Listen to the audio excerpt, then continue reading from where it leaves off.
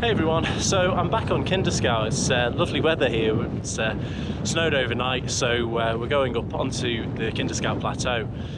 And this time I'm going to be going and doing the 3 trig points that are on the Kinderscow Plateau. So it should be a really nice walk through the snow and then back down to Edale.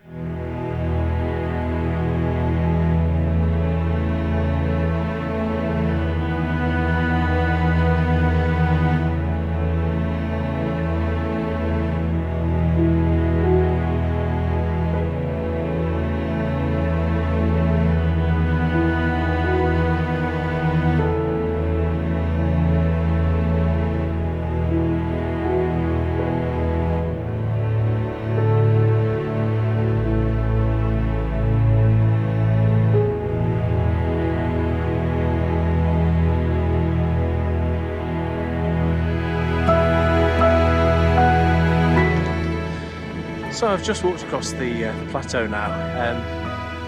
Visibility is quite poor up here, but we managed to get to the trig point. Just get head back now over to the northeastern edge of Kinder and then carry on around the route.